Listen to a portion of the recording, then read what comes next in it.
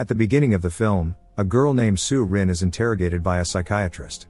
The little girl begins to tell her about her life, revealing that she has been living with her stepfather Do Kyun since her mother died.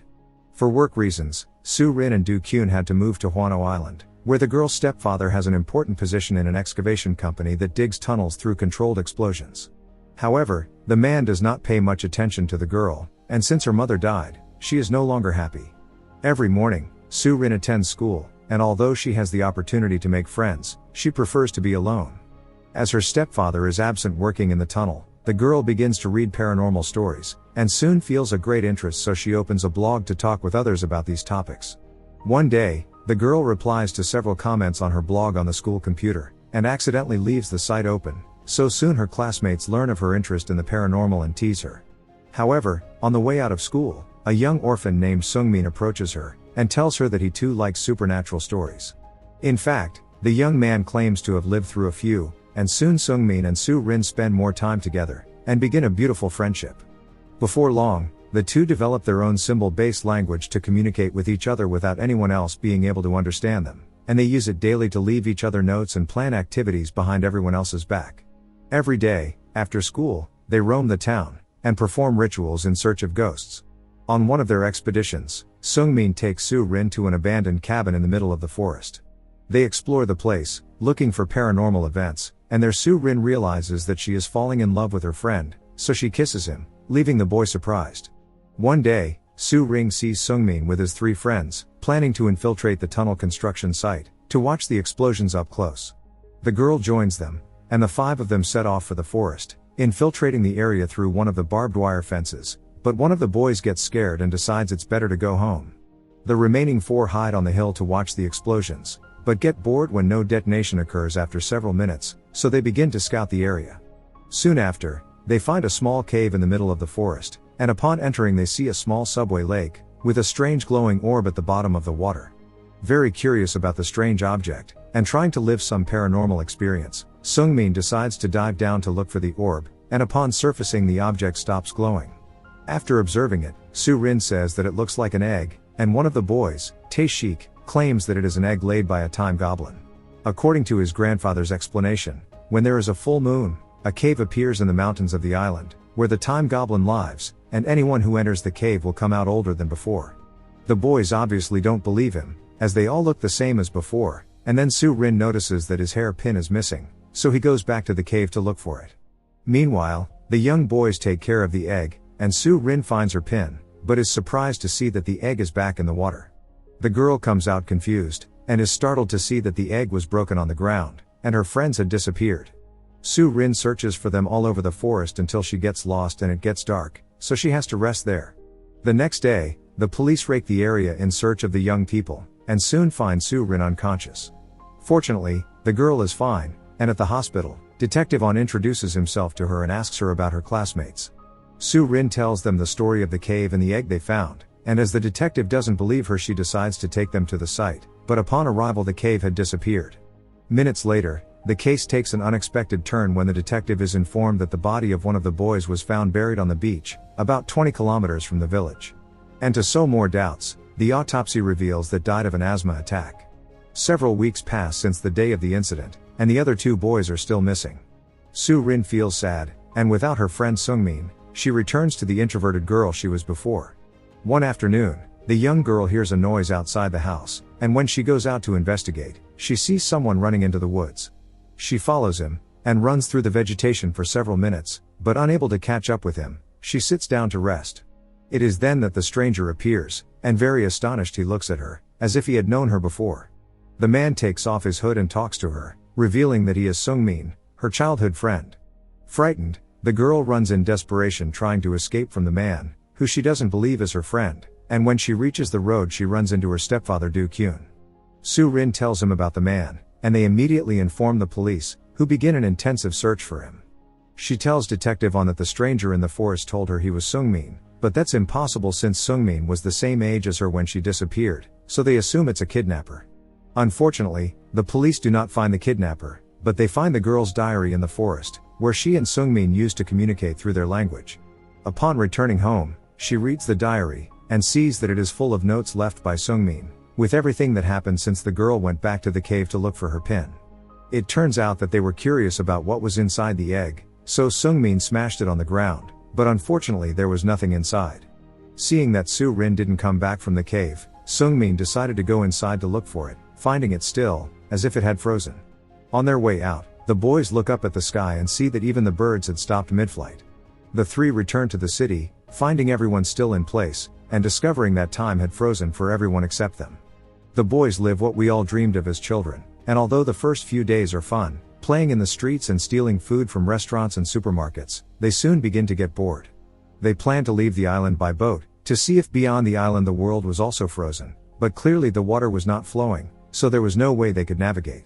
Reading this, Su Rin quickly understands that the older man found in the forest was indeed her friend Seungmin, so she runs to the police to try to stop the search, since if they find him no one would believe him and he would probably end up in jail, accused of being the kidnapper of the missing children. When talking to the detective, she tells him that she lied, and in reality there was no one in the woods. The detective senses that something is wrong, but decides to stop the search anyway. That night, Su Rin continues reading, and discovers that several months later, the boys started living in a tent inside the mall, but things started to get worse and worse. One day, Jae-wook suffers an asthma attack, and having run out of his inhaler, the young man slowly suffocates to death in front of his friends.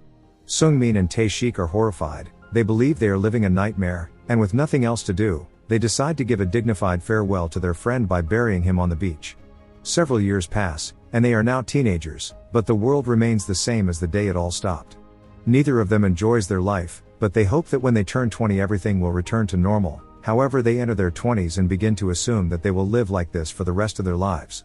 Tired of it all, they move into the cabin in the woods, and slowly begin to lose their minds, until Tae-shik sees his friend having a psychotic break, so he decides to end it all. One evening, Seungmin sees that the phase of the moon was changing, meaning that the world will return to its normal course, so he quickly goes back to the house to warn his friend. To his surprise, the boy doesn't find him inside, and after searching for him all over the island for a very long time, Seungmin reaches a ravine, where he sees his friend's clothes on the ground. Looking down, the young man discovers that his friend had jumped into the void, and he does not hesitate to jump too, finding him drowned in the middle of the water. It seems that Seungmin will have the same fate, but at that moment time moves forward again, leaving him astonished to see everything moving again. After finishing reading the book, Su Rin returns to the forest house, where he is reunited with his friend. They talk about telling the story to the world, but doubt that anyone will believe them. That night, Seungmin goes to sleep with the girl, no longer wanting to be alone after spending years in isolation. The next day, Tae-shik's family goes to the tunnel construction site, and accuse the girl's stepfather, Do Kyun, for the disappearance and death of their son. They believe that the explosions in the tunnel killed Tae-shik, and that the whole story Su Rin is telling is a lie to cover up for her stepfather. Seeing that things are getting out of hand, Do Kyun decides to punish Su Rin and lock her in her room, but soon after Seungmin arrives at the house, and after releasing her the two decide to escape, to think about how they will deal with the situation and tell humanity what happened. It is then that Su Rin remembers that she saw a second egg when she entered the cave that day, and proposes to go find it and break it, using the egg to become an adult just like Seungmin. This way, the two of them would be adults and others might finally believe them, but Seungmin knows how hard those years living alone while the world was at a standstill were, and he'd rather people believe he's a kidnapper than have his friend go through that. On the other hand, Do Kyun sees that his daughter had run away, and discovers that he went to the forest house because of a photo he found on his phone.